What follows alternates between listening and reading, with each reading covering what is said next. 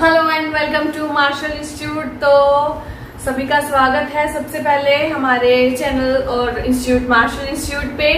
तो सबसे पहले मैं आपको बता दूं कि हम लोगों ने अपना थर्ड चैप्टर जो है क्लास +1 का केमिस्ट्री का खत्म कर लिया है और अभी हम लोगों ने स्टार्ट किया है चैप्टर 1, जिसमें आज हम लोग डिस्कस करेंगे laws of chemical combination.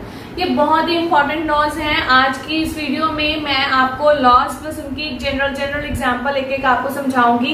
In the next lecture will discuss the numericals related to these laws. Fine, तो चलिए स्टार्ट करते हैं हम लोग लॉज से। तो टोटल जो हमारे लॉज हैं पूरे वो हैं 5। तो जिसमें से अगर फर्स्ट लॉ की बात करें तो फर्स्ट लॉ है आपका लॉ ऑफ कंजर्वेशन ऑफ मास। ये लॉ बहुत ही क्यूट सा है और सबको पता है क्योंकि इसके बारे में मतलब कंजर्वेशन लॉज जितने भी हैं, कंजर्वेशन एनर्जी हो गई, कंजर्वेशन मास की हो गई, तो ये लॉज आप बहुत बार पढ़ भी चुके हो, तो इसलिए आपके लिए बहुत इजी रहने वाला है। साफ साफ पता चल रहा है लॉ ऑफ कंजर्वेशन ऑफ मास मतलब कि ये लॉ ये बताता है कि हमारे पास मास हमेशा कंजर्व्ड ही रहता है, वो कभी भी कम या ज्यादा नहीं होगा। हाँ, किसी और फॉर्म में हमें मिल सकता है। फॉर एग्जाम्पल अगर मैं आपको एग्जाम्पल दूं कि चपाती की एग्जाम्पल लेते हैं कि हम लोगों ने आटा गूंद के रख दिया और उसकी बनाई चपाती। अब जो कच्ची बिली हुई हमने चपाती बना के रखी है, मैं कहूँ उसका मास आपको मेजर करना है और बाद में उसको पका के तवे पे यानी कि सेक के उसका मास अगर आपको ढूंढोगे तो आप ऑब्जर्व करोगे कि जो बनी हुई रोटी है उसका मास कम निकलेगा एज कंपेयर टू द कच्ची रोटी। ठीक है, रॉ जो हम लोग बोल देंगे। तो वो क्यों? अब हुआ क्या कि जब रोटी बनी, आटा गूंदा गया था पानी से। अब जब उसको हीट प्रोवाइड हुई, जब रोटी सेक रहे थे, तो क्या हुआ, पानी जो था आटे में वो स्टीम बन के उड़ गया। अगर मैं वापस वो स्टीम बनी हुई रोटी में वापस वो स्टीम जितनी उड़ी उसका मास अगर किसी तरीके मेरे को पता चल जाए वो मैं ले लूं, और उसके साथ ही अगर रोटी जो जब सेकी थी वो थोड़ी सी जल भी जाती है, ठीक है, और वो जली हुई रोटी की भी मैं इकट्ठी कर लूं सारा मास, तो 3 जनों का मास, एक तो बनी हुई रोटी, एक जो स्टीम बन के उड़ गया पानी वो, और जो रोटी जल गई थी, उन तीनों को मैं अगर प्रोडक्ट्स को छोटे छोटे प्रोडक्ट्स को इकट्ठा कर लूं, उनका मास कैलकुलेट करूंगी, तो वो ऑफ कोर्स जो मास होता है वो इक्वल आएगा कच्ची बिली हुई रोटी के इक्वल। सो ये थी एक बहुत ही जनरल से एग्जांपल जो मैंने आपको दी है ताकि आपको इजीली समझ लग जाए। अभी हम लोग लिख देते हैं इसकी स्टेटमेंट। तो स्टेटमेंट बहुत ही इजी है। ये क्या कहती है लॉ ऑफ कंजर्वेशन ऑफ मास की मास can neither be created nor be destroyed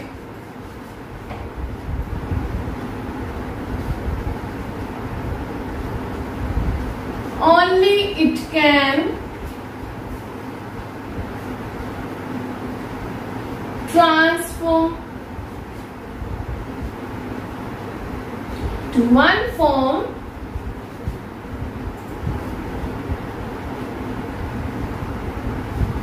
to another form।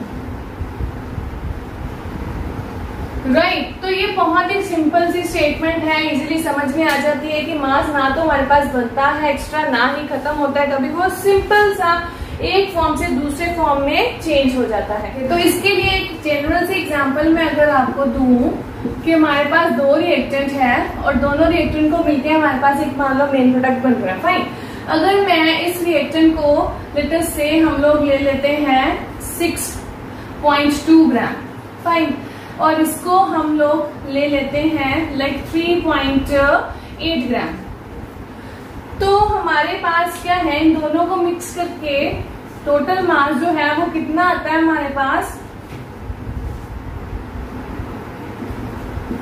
10.0 ग्राम और यू कैन से 10 ग्राम। और यहाँ पे मास जो है मेन प्रोडक्ट का लेते सपोज हमारे पास मिल रहा है 9.8 ग्राम। तो अगर मेरे पास 9.8 ग्राम मिल रहा है तो इसके अकॉर्डिंग तो ये लॉ इनवैलिड होना चाहिए, बट ऐसा नहीं है हमारे पास, कभी भी ये लॉ इनवैलिड नहीं होता, क्योंकि अगर सी प्रोडक्ट मेन बना है तो इसका मतलब कुछ ना कुछ में छोटा सा कोई प्रोडक्ट है, स्मॉल प्रोडक्ट जो कि यहाँ पे बना है। और कई बार ये स्मॉल प्रोडक्ट्स जो होते हैं वो बहुत ही लेस अमाउंट में बनते हैं, जिसकी वजह से वो हमारे पास निग्लेक्ट कर दिए जाते हैं। बट अगर उनका मास निग्लिजिबल जितना भी मास है वो लिया जाए और मेन प्रोडक्ट के मास में एडअप किया जाए तो वो टोटल मास फिर से हमारे पास रिएक्टेंट के मास के इक्वल ही आता है। तो स्मॉल प्रोडक्ट बहुत स्मॉल भी हो सकते हैं, ये भी नहीं है कि हमारे पास इतने स्मॉल प्रोडक्ट हो कि पता ही ना चले, तो उनका मास हमें बेसिकली लेना होता है। जब भी कोई आप रिएक्शन करते हो, जैसे वाटर मॉलिक्यूल निकल गया किसी रिएक्शन में गैस निकल गई, कुछ प्रेसिपिटेट्स निकल गए, मतलब बहुत सारी छोटे छोटे फॉर्म्स में हमारे पास स्मॉल प्रोडक्ट्स बाहर आ जाते हैं रिएक्शन के टाइम।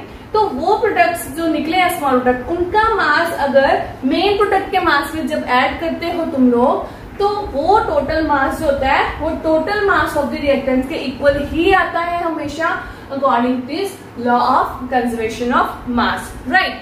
तो ये था हमारा फर्स्ट लॉ जो कि बहुत ही इजी था। तो अभी हम लोग करने वाले हैं सेकेंड लॉ, जो कि वो भी बहुत इजी है। तो उससे पहले हम लोग स्टेटमेंट लिख लेते हैं सेकेंड लॉ की, और नेम लिख देती हूं मैं उसका, लॉ ऑफ डेफिनेट प्रोपोर्शन, या फिर इसको हम लोग लॉ ऑफ कांस्टेंट कंपोजिशन भी बोल देते हैं। इसके हमारे पास दो नेम है, ठीक है, लॉ ऑफ कांस्टेंट कंपोजिशन या फिर लॉ ऑफ डेफिनेट प्रोपोर्शन। मतलब दोनों का सेम ही है, डेफिनेट हो गया, अगर डेफिनेट मतलब जो है जितना है उतना ही, तो मतलब वो कांस्टेंट ही हम लोग लेते हैं, तो इसकी वजह से इसको हम डेफिनेट प्रोपोर्शन बोल दे, कांस्टेंट कंपोजिशन बोल दे, कुछ भी बोल दे, वो सही ही होगा। तो ये लॉ क्या कहता है, पहले मैं आपको इसकी स्टेटमेंट लिख के बताऊंगी, फिर आपको समझाऊंगी। ये कहता है कि हमारे पास a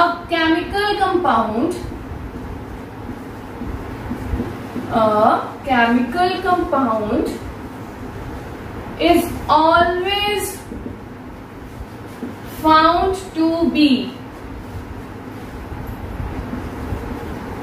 made up of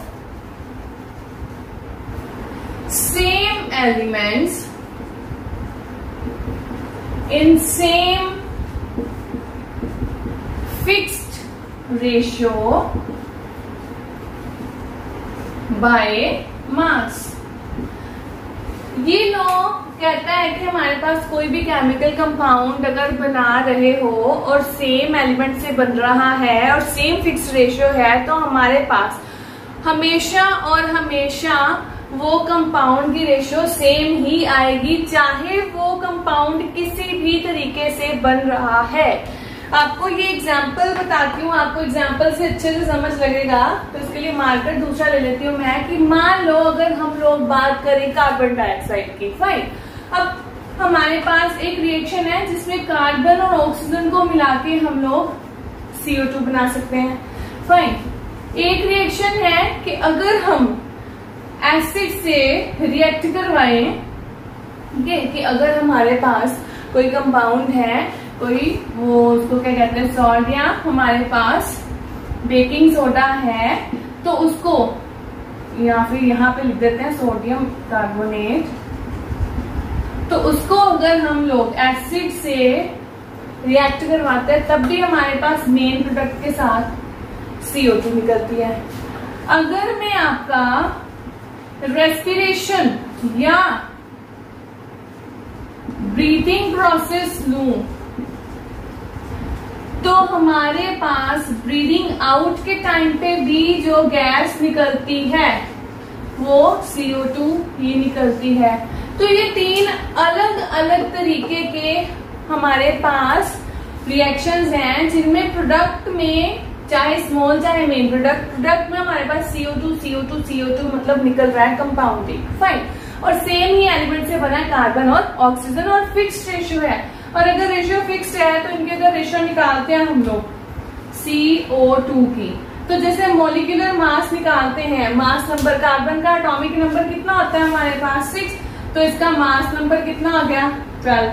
oxygen का एटॉमिक नंबर 8, तो मास नंबर कितना आ गया हमारे पास 16। बट ऑक्सीजन के 2 है हमारे पास मॉलिक्यूल, तो 16 इंटू 2 कितने हो गए हमारे पास 32। तो यहाँ पे जैसे लिख देते हैं कार्बन का है हमारे पास 12 और ऑक्सीजन का कितना आ गया 32। ठीक है, अगर इनकी कटिंग करते हैं तो 2 6 का 12 एंड 2 18 का हमारे पास कितना आ गया 32। ठीक है, और सॉरी 16 का आ गया 32। इधर फिर से अगर करें 2 3 का 6, 2 8 का 16। तो ये जो रेशियो आपकी आई है कार्बन डाइऑक्साइड की, दैट मीन्स की 3:8, ये इस कार्बन डाइऑक्साइड की रेशियो भी 3:8 ही होगी जब भी करोगे, इसकी भी 3:8 ही मिलेगी, इसकी रेशियो भी हमेशा 3:8 ही मिलेगी।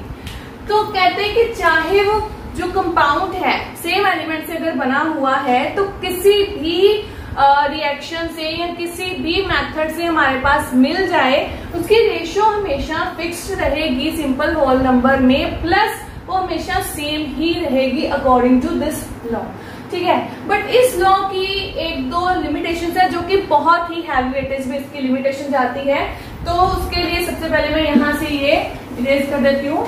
तो यहाँ पे मैं लिख देती हूँ लिमिटेशंस।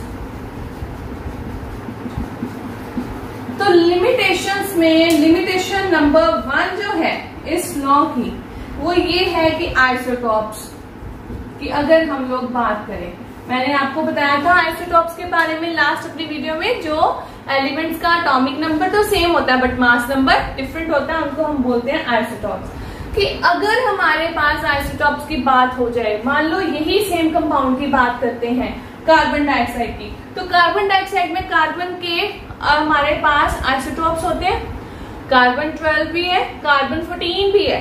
तो अगर मैं किसी एक को कार्बन 12 के साथ और किसी दूसरे सेम कार्बन डाइऑक्साइड कंपाउंड को कार्बन 14 के साथ सॉल्व करती हूँ तो रेशियो चेंज हो जाएगी। मतलब कि अगर हमारे पास यहाँ पे एक में हम लोग रेशियो ले लेते हैं 12 के साथ, ठीक है, और एक में ले लेते हैं 14 के साथ, तो दोनों केसेस में रेशियो जो है आपकी डिफरेंट ही रहेंगी।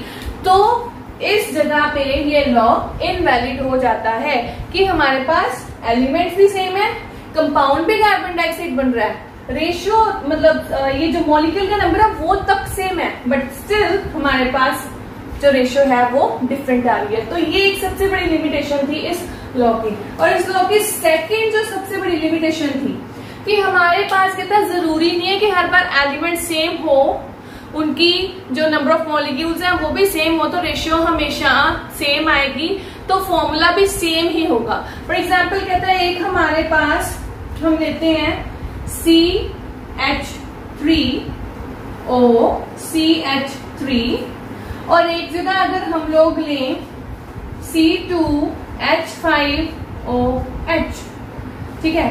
अब इस केस में देखें तो इन दोनों को केसेस में मैं यहाँ पे सॉल्व करती हूँ आपके लिए ये कि सेकेंड लिमिटेशन में हमने 2 चीजें ली हैं CH3OCH3 और इधर हम ले लेते हैं C2H5OH। अगर ध्यान से देखो तो हमारे पास कार्बन, हाइड्रोजन और ऑक्सीजन का नंबर दोनों कंपाउंड्स में अगर देखते हैं तो इधर कितना है, कार्बन कितने हैं 2, इधर कार्बन कितने हैं 2, इधर हाइड्रोजन कितने हैं 6, इधर हाइड्रोजन कितने हैं 6, इधर ऑक्सीजन 1, इधर ऑक्सीजन 1। तो कहता है एलिमेंट्स हमारे पास सेम है, उनका नंबर सेम है, ठीक है, तो इसका मतलब रेशियो भी सेम आएगी। बट यहाँ पे इसने क्या बोला है कि कंपाउंड भी सेम होना चाहिए, बट यहाँ पे कंपाउंड सेम है नहीं, क्योंकि यहाँ पे ये जो है ये आपका है ईथर और ये क्या बना रहा है अल्कोहल। दैट मीन्स कि हमारे पास बाकी सारे पॉइंट्स तो सेम है, मैच कर रहे हैं, बट जो मेन पॉइंट है कि सेम केमिकल कंपाउंड ही बनना चाहिए, वो यहाँ पे प्रॉब्लम हो गई, जिसकी वजह से ये लिमिटेशन बन गई इस लॉ की। तो ये दो सबसे बड़ी लिमिटेशंस हैं ये लॉ ऑफ कांस्टेंट कंपोजिशन की, जो कि बहुत ही मायने रखती है, क्योंकि इसके अकॉर्डिंग कुछ न्यूमेरिकल प्रॉब्लम जो हमने सॉल्व करनी है उनमें थोड़ी सी प्रॉब्लम आती है। फाइन, तो चलिए अभी हम लोग डिस्कस करते हैं अपना थर्ड लॉ। वो बहुत ही इंटरेस्टिंग सा है, that is your law of multiple proportion. अभी हमने किया था डेफिनेट, मतलब कि सेम रहेगा हमारे पास प्रोपोर्शन, लेकिन अभी है मल्टीपल, मतलब अलग अलग होगा। सो उससे पहले थर्ड लिख देते हैं लॉ ऑफ मल्टीपल प्रोपोर्शन। तो लॉ ऑफ मल्टीपल प्रोपोर्शन क्या कहता है? कहता है कि when two elements combined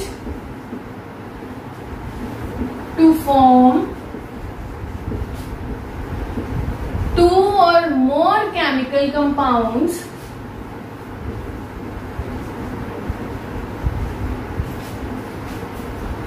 then the masses of one of the element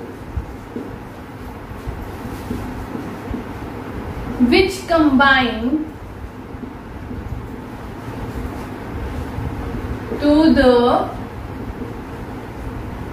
fixed mass of other element bear simple whole number ratio. कहता है कि अगर हमारे पास दो कंपाउंड्स हैं और दो कंपाउंड्स, फॉर एग्जाम्पल एक है H2O और एक ले लेते हैं H2O, कि अगर दो कंपाउंड्स हैं, दोनों में एलिमेंट्स सेम है, बट वो एलिमेंट्स जो सेम हैं उनमें से दो एलिमेंट्स ऐसे हैं जिनकी बिल्कुल फिक्स्ड है रेशियो दोनों के दोनों कंपाउंड्स में। जैसे इधर भी H2 है, इधर भी H2 है दोनों कंपाउंड्स में, ठीक है। ये वाटर है, ये हाइड्रोजन पेरोक्साइड है, ये क्या आपका वाटर और ये क्या आपका हाइड्रोजन पेरोक्साइड।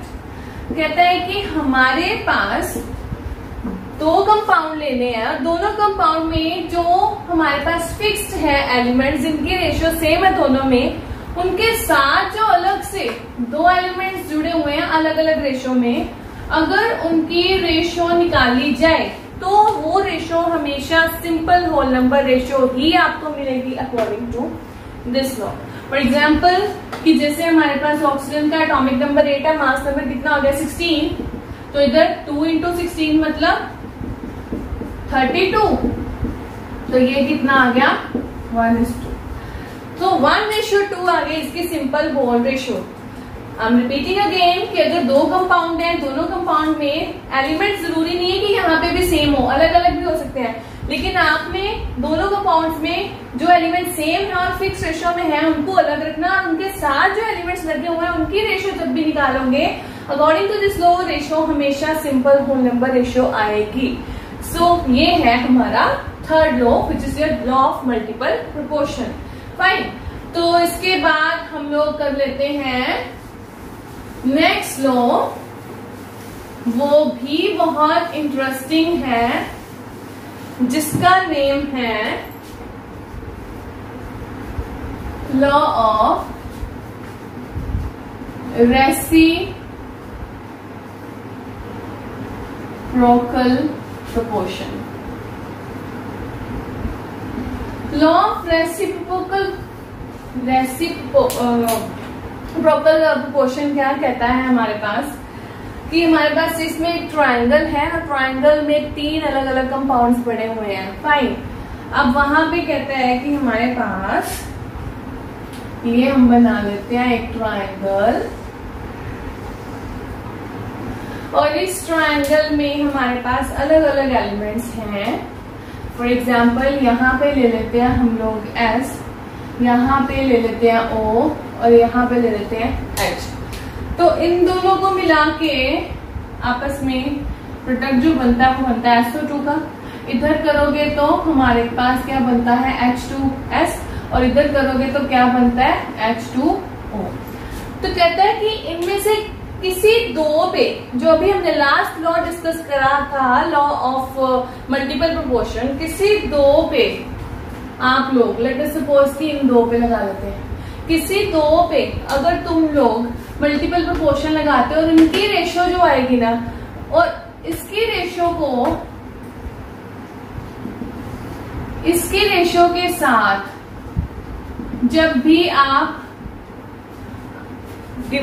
वो करोगे, सोल्व करोगे, तो हमारे पास फिर से एक सिंपल रेशियो में आंसर आएगा according to this law.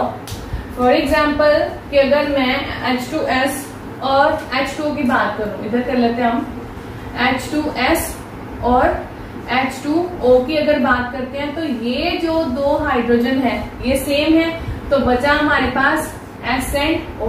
As you know sulphur का एटॉमिक नंबर कितना होता है 16, तो मास नंबर कितना चले जाएगा 32, एंड ऑक्सीजन का होता है 8 एटॉमिक नंबर, तो मास नंबर 16। तो ये कितने की 2:1 हमारे पास, ठीक है। तो इनकी रेशियो आ गई 2:1, ये मैंने लिख दी। अब अगर इसकी रेशियो निकालते हो SO2, सल्फर की कितनी चली जाएगी फिर से 32, ऑक्सीजन की हमारे पास 2 मॉलिक्यूल्स हैं, जिसकी वजह से 16 into 2 दैट इज 32, तो ये कितनी आ गई 1:1। कहता है कि अगर मैं ये जो 2:1 है और इसके साथ 1:1 हमारे पास आया, इनको सोल्व करती हूँ, तो हमारे पास फिर से ये सिंपल होल नंबर रेशियो ही बनेगी अकॉर्डिंग टू दिस लॉ। तो ये लॉ क्या कहता है, इसकी स्टेटमेंट कहती है कि the ratio of two elements, let us suppose A and B, when separately combined हो रहे हैं एक दूसरे के साथ, separately combined with the element of fixed mass, that is C, then the ratio either becomes same or some multiple of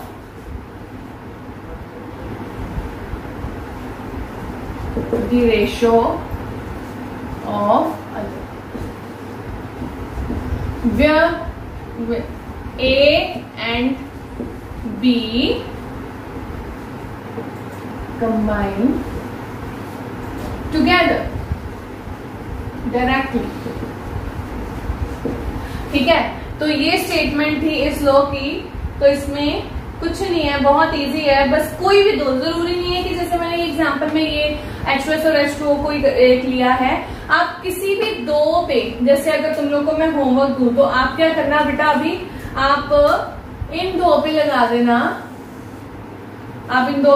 law of definite multiple proportion last हमने अभी किया था, और इसको अकेले को सॉल्व करना, और फिर दोनों की रेशियो जब निकालोगे तो वो भी सिंपल होल रेशियो ही आएगी अकॉर्डिंग टू दिस लॉ। तो ये था हमारा फोर्थ लॉ। तो अभी हम लोग डिस्कस करने वाले हैं अपना लास्ट लॉ, और वो लॉ अगर मैं बताऊं आपको तो वो फेल हो गया था, ठीक है। तो क्यों हो गया था वो भी अभी आपको बताते हैं। तो उसका नेम भी बड़ा अजीबोगरीब है, that is Gay-Lussac's law. Gay-Lussac's law कहता है कि हमारे पास when gases reacts with each other,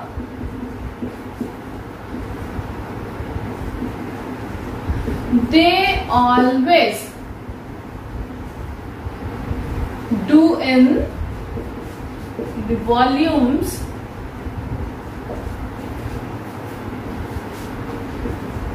where simple whole ratio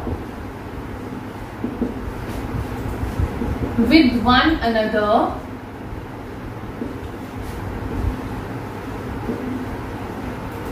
and to the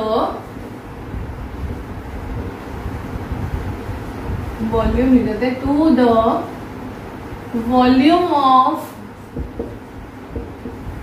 the products if these are also gases provided the measurements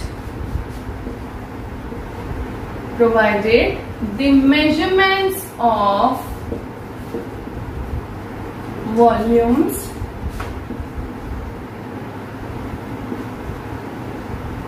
remains under same pressure and temperature, right? कहता है कि अगर हमारे पास gases react कर रही हैं आपस में, तो गैसेस जब भी रिएक्ट करेंगे ऑफ कोर्स वो वॉल्यूम को हम लोग लेंगे कि वो वॉल्यूम उनका जो है आपस में रिएक्ट कर रहा है, तो हमारे पास यहाँ पे मास की नहीं बल्कि वॉल्यूम की बात रहेगी और उनकी रेशियो जो है एज इट इज वो उठा लेंगे। फॉर एग्जाम्पल कि जैसे मान लो कि हमारे पास हाइड्रोजन है और क्लोरीन गैस है आपस में रिएक्ट कर रही है और आपस में रिएक्ट करके वो ऑफ कोर्स क्या बनाएगा 2HCl बनाएंगी, ठीक है। अगर तो कहता है कि इसका वॉल्यूम जैसे हमारे पास हो गया 2, ठीक है, इसका भी वॉल्यूम हो गया 2 क्योंकि हमारे पास Cl2 है और H भी 2H2 और Cl2, तो इधर हमारे पास 2 वॉल्यूम हो गया। अगर ये गैशियस फॉर्म में है, इफ अगर प्रोडक्ट गैशियस फॉर्म में नहीं है तो ये नहीं लेंगे, लेकिन अगर जैसे ये गैशियस फॉर्म में दोनों इनकी रेशियो लेंगे तो हमारे पास रेशियो जो कितनी आ जाएगी 1:1। तो ये लुसिस ने कहा था, बट आफ्टरवर्ड्स ये वॉल्यूम का कॉन्सेप्ट प्रॉपरली सेट नहीं बैठा। जब हर गैस के साथ ये प्रोसीजर किया गया उसमें हमारे पास बहुत अलग से प्रोडक्ट्स भी बन रहे थे उनको मिला के, जिसकी वजह से ये लॉ जो है फेल हो गया था। फाइन, तो ये थे हमारे आज के 5 लॉज जो कि बहुत इजी हैं समझने, अंडरस्टैंड करने।